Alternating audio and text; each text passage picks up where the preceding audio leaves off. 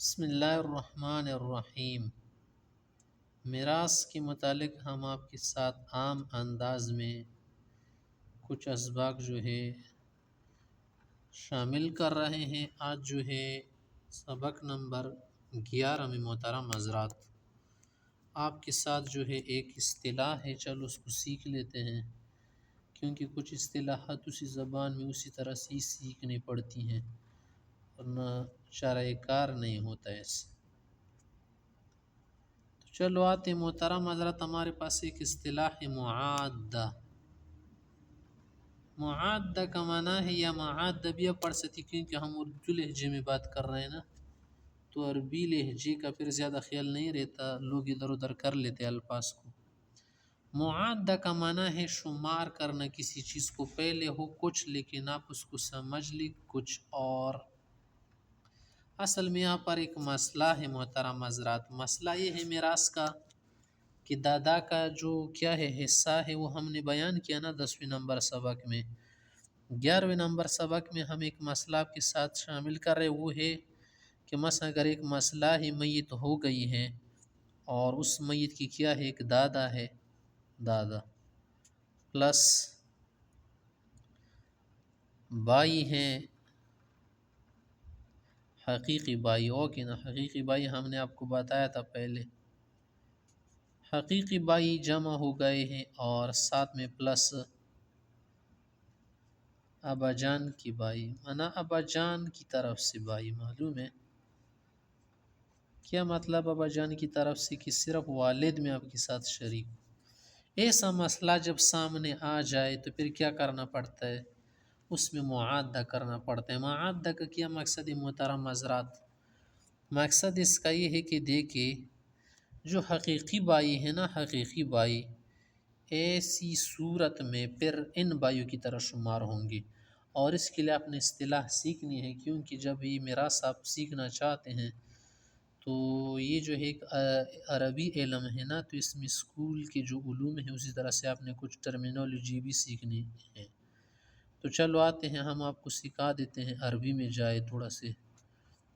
یہ جو دادا ہے نا، اس کو محترم حضرات جد بولتے ہیں، جد۔ اور یہ جو حقیقی بائی ہے نا، باپ ماں دونوں کی طرح سے، اس کو کیا بولتے ہیں؟ حقیقی تو ویسے بھی آپ سمجھ گئے، اس کو عینی بائی بولتے ہیں، عینی، عین تمہاری بائی ہے نا، بالکل اس میں کوئی بات نہیں ہے۔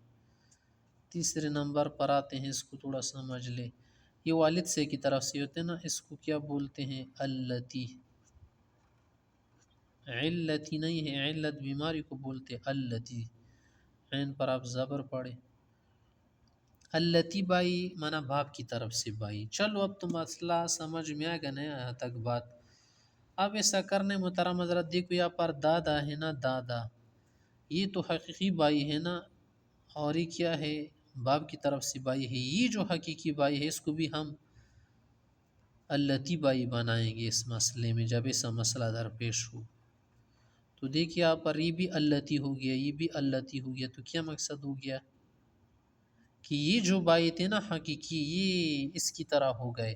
جب اس کی طرح ہو گئے محترم حضرات، تو اب یہ ہے مسئلہ بنانا۔ جب مسئلہ ہم بنائیں گے نا، جب میت ہو گئی ہو، میت مثلا یہاں پر ایک آدمی مر چکا ہے، کوئی بھی ہو، وہ جب وفات ہو چکا، یہاں پر اس کے سے وارثین تھے، میراث والے تھے، تو یہاں پر یہ کریں گے کہ مسئلہ جو ہے عدد رؤوس سے بنائیں گے۔ مثلا ہمارے پاس 3 افراد ہیں، 1 2 3، اس کو کہتے عدد رؤوس، مانا عدد کتنی بنتی ہے یہاں پر گنتی، تعداد، عدد کتنا بنتے؟ 3 آدمی ہیں نا، 3 افراد ہیں۔ جب 3 افراد محترم حضرات، یہاں پر مسئلہ جو ہے 3 سے بنائیں گے۔ مثلا آپ نے مسئلہ بنا لیا، مسئلہ یہاں پر میت ہے نا، اس سے میراث ملنی ہے، یہاں پر 3 سے آپ بنائیں گے مسئلہ۔ اس کے نیچے آپ یہ 3 آدمی لکھ لیں گے، بائی بائی، دادا ہے، یہ بھی بائی ہے اور یہ بھی بائی ہے، چلو ایسے ہی سمجھ لیں۔